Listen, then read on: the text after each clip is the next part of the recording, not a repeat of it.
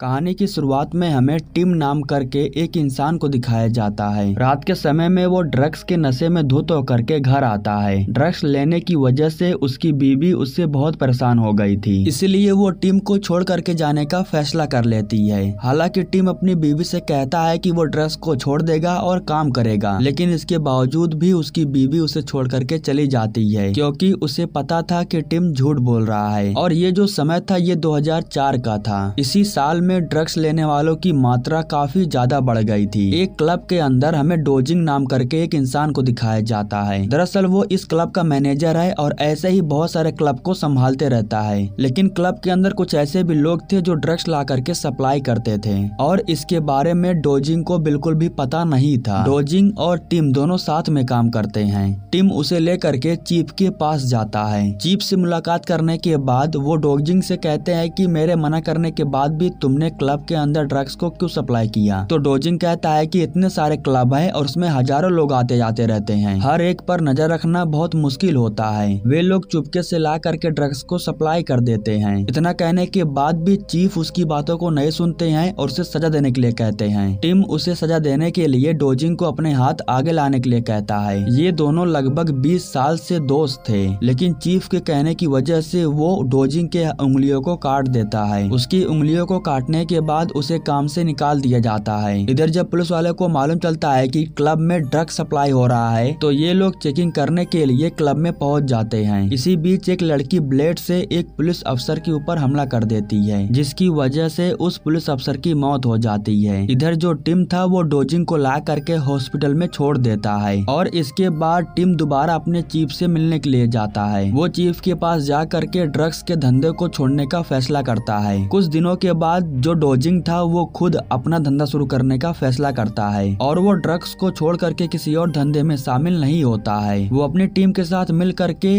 और खतरनाक ड्रग्स को बनाता है और इधर जो टिम था वो फ्रीलांसिंग की पढ़ाई करने लगता है और अपना पूरा फोकस कंपनी को देने लगता है और इस तरीके से उसकी भी कंपनी की ग्रोथ हो रही थी। और इधर जो डोजिंग था वो भी अपने ड्रग्स के धंधे में धीरे धीरे तरक्की कर रहा था। इसी दौरान हमें कोंगवे नाम करके एक पुलिस अफसर को दिखाया जाता है, जो अपनी टीम के साथ मिल करके अलग अलग जगहों पर जो ड्रग्स के धंधे हो रहे थे उन्हें बंद करवाने में लगा हुआ था। टीम अपनी जिंदगी को और खुशहाल बनाने के लिए अपने पार्टनर के साथ वो शादी कर लेता है और अब इस तरीके से दोनों साथ में मिल करके अपनी कंपनी को आगे बढ़ा रहे थे। और अब इस तरीके से धीरे धीरे कई साल बीत चुके थे और 2019 का समय आ चुका था। इतने सालों में टिम अपने काम में बहुत सफल हो चुका था और इसी बीच डोजिंग का जो ड्रग्स का धंधा था वो भी काफी हाई लेवल पर जा चुका था। टिम अपने एक इंटरव्यू में सबको बताता है कि वो सारे ड्रग्स के धंधे को बंद करवा के रहेगा। काम के दौरान टिम के पास एक लेटर आता है। उस लेटर के अंदर एक लड़के की तस्वीर भी थी। दरअसल इस लेटर को उसकी पहली बीवी ने लिखा था, जो आज से कई साल पहले उसे छोड़ करके चली गई थी। उसने लिख करके बताया कि जब उसने उसे छोड़ा तो उसके पेट में एक बच्चा था।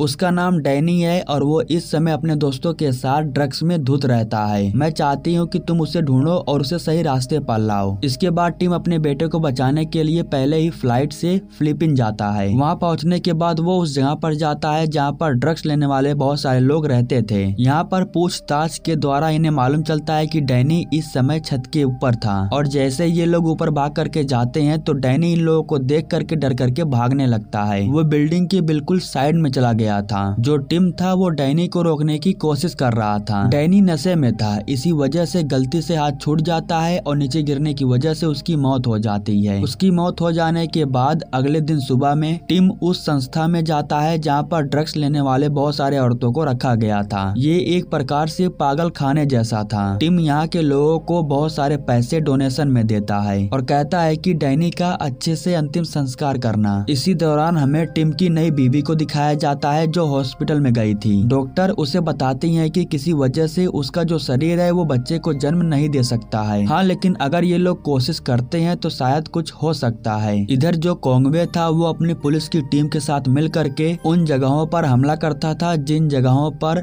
ड्रग्स का धंधा किया जा रहा था और जो भी लोग ड्रग्स के धंधे में पकड़े जाते थे उन्हें बंद कर दिया करता था। लेकिन आज तक वो सिर्फ लोकल ही लोगों को पकड़ पाया है। उसी समय कोंगवे के पास हेलन नाम करके एक इंसान कॉल करता है और वो उसे बताता है कि आज रात $100 मिलियन का ड्रग्स सप्लाई होने वाला है। अब आधी रात को पता नहीं कौन लेकिन पुलिस के हेडक्वार्टर का पूरा कंप्यूटर सिस्टम को ही हैक कर लेता है और इनके डाटा में जितने भी क्रिमिनल्स का डाटा था वो सब कुछ अपने पास ट्रांसफर कर लेता है। अब अगले दिन सुबह में जब कोंगवे को मालूम चलता है कि डाटा चोरी हो चुका है तो वो बहुत हैरान हो जाता है, क्योंकि सिस्टम को हैक करना इतना भी आसान नहीं था। इसके बाद हमें मालूम चलता है कि सिस्टम को कोई और नहीं बल्कि टिम ने ही हैक करवाया था, क्योंकि वो ये जानना चाहता था कि इस शहर में कितने लोग हैं जो अभी भी ड्रग्स को सप्लाई कर रहे हैं, और वो लोकल नहीं बल्कि हाई लेवल पर जो ड्रग्स सप्लाई कर रहे थे वो उन लोगों के बारे में जानना चाहता था। रात के समय में कोंगवे उस जगह पर जाता है जहाँ पर हेलन ने उसे बुलाया था, और कुछ समय के बाद एक ट्रक में ढेर सारा ड्रग्स भर करके यहाँ पर आता है। जब ड्रग की जांच हो रही थी तभी कोई फायरिंग करता है और उसी समय यहाँ पर ढेर सारी कार आ जाती है। जिसने इन्हें स्नाइपर से शूट किया वो किसी और टीम का था। यहाँ पर पुलिस अफसर के साथ कोई और भी टीम थी जो इन ड्रग डीलर को मारना चाहती थी, और लड़ाई के दरमियान उस टीम का जो एक मेंबर था वो ट्रक पर जाकर के बैठ जाता है। दरअसल वो ट्रक को लेकर के यहाँ से भागना चाहता था। इसी बीच दूसरी टीम के लोग हेलन के ऊपर हमला करके उसे शूट कर देते हैं। अब दूसरी टीम का जो मेंबर था वो ट्रक को लेकर के यहाँ से भाग रहा था। कोंगवे अपनी टीम के साथ उसे रोकने की कोशिश करता है लेकिन वो ट्रक को लेकर के भाग जाता है। हेलन को पता है कि वो ट्रक कहाँ पर है, लेकिन उसे गोली लगी हुई थी और वो एडमिट था। जब तक इसे होश नहीं आ जाता है तब तक कोंगवे को मालूम नहीं चलेगा कि ड्रग से भरा हुआ ट्रक कहाँ पर गया। काफी दिनों के बाद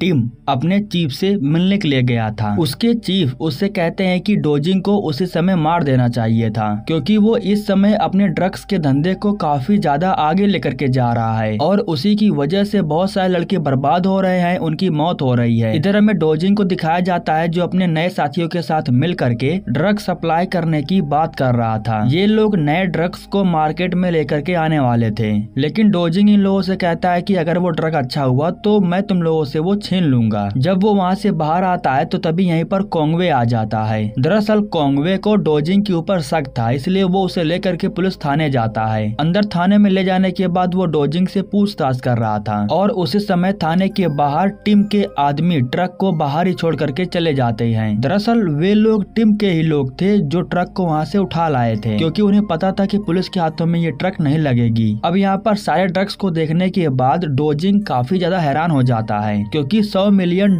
का पूरा ड्रग उसी का था, लेकिन टिम ने अपने आदमियों के द्वारा अब उसे पुलिस के हवाले कर दिया है। अब टिम ने अभी फैसला कर लिया था कि जितने भी ड्रग सप्लायर हैं वो उन सबको मार देगा, इसलिए वो अपने आदमियों को हर एक ड्रग्स के कारखाने में भिजवा करके उन्हें मरवा दे रहा था। अब उस ट्रक के बारे में पुलिस को किसने बताया, ये बात डोजिंग को जानना था। उसे जानना था कि आखिर उसके टीम में कौन है जिसने उसके सारे ड्रग्स को पकड़वाया। उसे इतना तो पता था कि वो आदमी इस समय हॉस्पिटल में एडमिट है, इसलिए वो अपने आदमियों को हॉस्पिटल में भेजता है। उसके आदमी हॉस्पिटल में जाने के बाद सबसे पहले हेलन की फोटो क्लिक करते हैं और उस फोटो को डोजिंग के पास भेज देते हैं, जिसकी वजह से अब डोजिंग को मालूम चल जाता है कि उसके साथ बगावत किसने किया। डोजिंग के आदमी लोग हेलन को उठा करके लेके जा रहे थे और तभी सामने से यहाँ पर कोंगवे आ जाता है। उसी समय यहाँ पर टिम के लोग भी आ जाते हैं, क्योंकि उसे पता था कि डोजिंग हेलन को मारने के लिए अपने आदमियों को जरूर भेजेगा। अब टिम के आदमी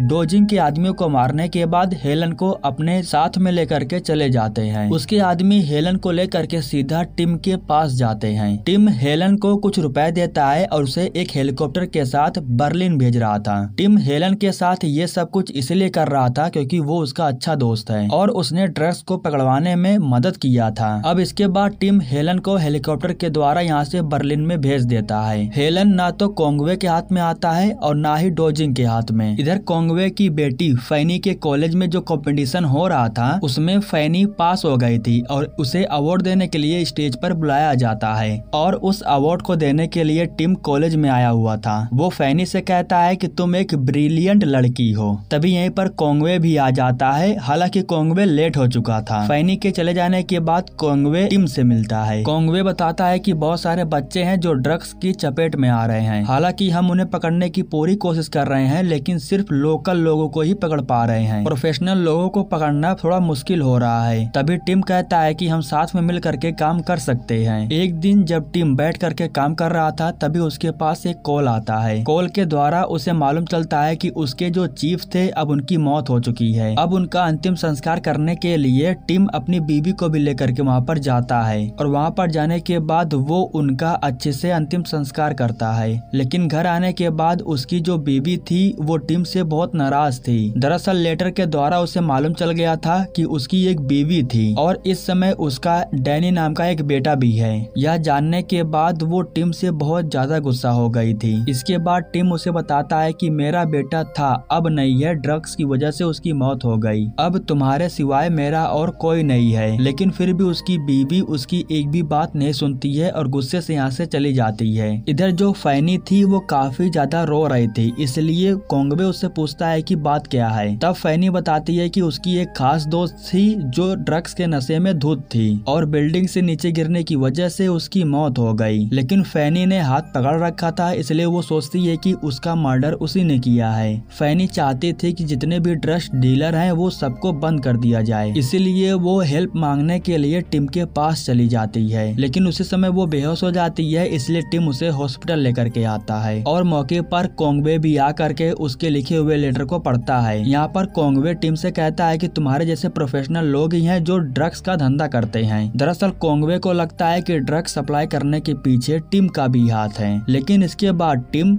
मीडिया के सामने जाता है और मीडिया के सामने वो कहता है कि जो भी सबसे बड़े ड्रग सप्लायर को मारेगा मैं उसे $100 मिलियन दूंगा। एक ही दिन में ये न्यूज पूरा शहर में फैल जाता है और इसके बाद टिम खुद अपने आदमियों को भेज करके जितने भी ड्रग्स के धंधे थे उन्हें बंद करवा दे रहा था और जितने भी लोग इस धंधे में पकड़े जा रहे थे उन्हें जेल में भी बंद कर दे रहा था और जो हाई लेवल के सप्लायर थे उन्हें जान से मरवा दे रहा था, जिसकी वजह से डोजिंग का जो धंधा था वो पूरी तरीके से चौपट हो गया था और इसीलिए वो टिम को मरवाने के लिए अपने आदमियों को भेजता है। एक दिन जब वो अपनी बीवी को घर छोड़ने के लिए जा रहा था तभी यहीं पर डोजिंग के लोग आ जाते हैं और वो सिर्फ टिम को मारने के लिए उसके ऊपर लगातार फायरिंग करते हैं। लेकिन इस बीच अनजाने में ही सही लेकिन उसकी बीवी की मौत हो जाती है और जब ये खबर डोजिंग के पास जाती है तो वो भी बहुत हैरान हो जाता है क्योंकि टिम जिंदा बच गया था और उसकी बीवी की मौत हो गई थी और अब उसे पता था कि टिम उसे अब बिल्कुल भी छोड़ने वाला नहीं है। इसलिए डोजिंग अपने पासपोर्ट को लेकर के इस शहर को छोड़ करके जा रहा था। लेकिन बीच रास्ते में ही टिम अपने साथियों के साथ यहाँ पर आ जाता है और उसके आदमी लोग डोजिंग के बहुत सारे आदमियों को जान से मार देते हैं। लेकिन डोजिंग अभी बचा हुआ था, वो कार को लेकर के यहाँ से भागने की पूरी कोशिश करता है और जो टिम था वो भी कार से उसका पीछा कर रहा था। कार को ड्राइव करते हुए ये लोग प्लेटफॉर्म तक आ गए थे और गलती से इनकी कार ट्रेन की पटरी पर चली जाती है। एक ट्रेन सामने आ जाने की वजह से इनका बहुत ही बुरी तरीके से एक्सीडेंट हो जाता है। लेकिन कुछ समय के बाद दोनों को ही होश आ जाता है। टिम के हाथ में गन था इसलिए वो लगातार डोजिंग के ऊपर फायर कर रहा था